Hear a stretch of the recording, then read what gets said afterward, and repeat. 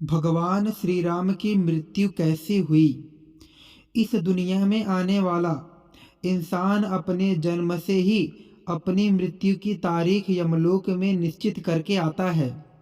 यह कहना गलत नहीं होगा कि जो आत्मा सांसारिक सुख भोगने के लिए संसार में आई है वह एक दिन वापस जरूर जाएगी, यानी कि इंसान को एक दिन मरना ही है।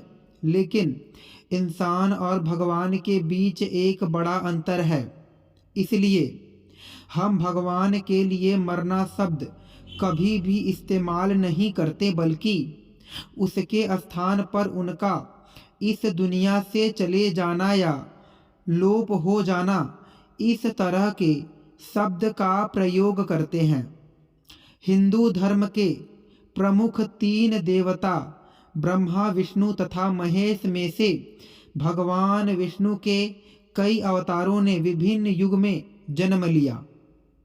यह अवतार भगवान विष्णु द्वारा संसार की भलाई के लिए हुआ था। भगवान विष्णु द्वारा कुल 10 अवतारों की रचना की गई थी, जिसमें से भगवान राम 7वें अवतार माने जाते हैं। यह अवतार भगवान विष्णु के सभी अवतारों में से सबसे ज़्यादा प्रसिद्ध और पूजनीय माना जाता है।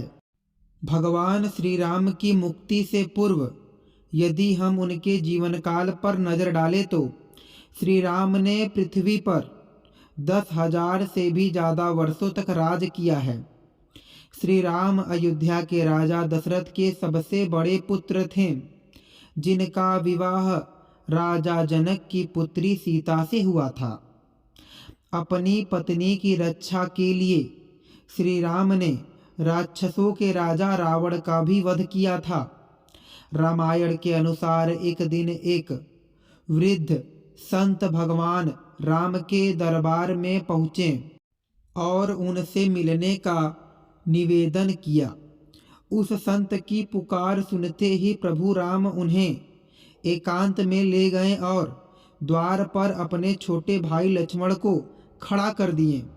उन्होंने लक्ष्मण से कहा कि यदि उनके और संत के बीच में कोई भी आया तो वे स्वयं ही उन्हें मृत्यु दंड देंगे। लक्ष्मण ने अपने बड़े भाई श्री राम की आज्ञा का पालन करते हुए उन्हें एकांत में छोड़ दिए और बाहर पहरा देने लगे।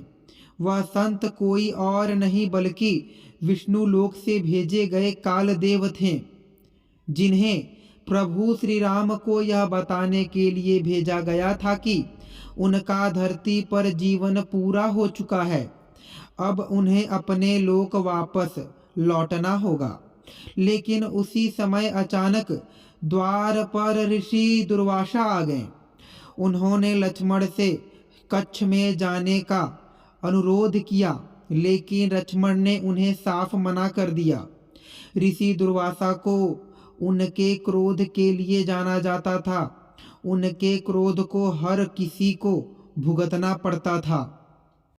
लक्ष्मण के बार बार मना करने पर भी ऋषि दुर्वासा अपनी बात से पीछे नहीं हटे और अंत में श्री राम और लक्ष्मण को श्राप देने की चेतावनी दे दी, जिसके बाद लक्ष्मण की चिंता और भी बढ़ गई।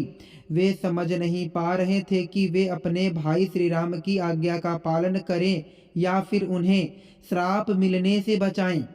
इसके बाद लक्ष्मण ने कठोर फैसला लिया और अपने प्राणों की चिंता ना करते हुए वे श्री राम के पास पहुंच गए।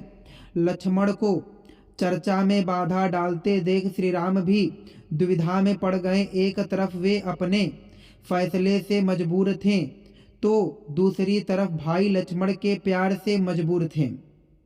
उस समय श्री राम ने अपने भाई लक्ष्मण को मृत्यु दंड देने के स्थान पर राज्य और देश से बाहर निकल जाने के लिए कहा।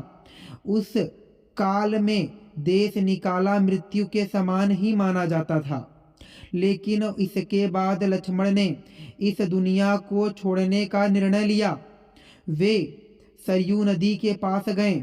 सरयू नदी के अंदर जाते ही वे शेषनाग के अवतार में बदल गए और विष्णु लोक चले गए। अपने भाई के चले जाने से श्री राम काफी उदास हो गए।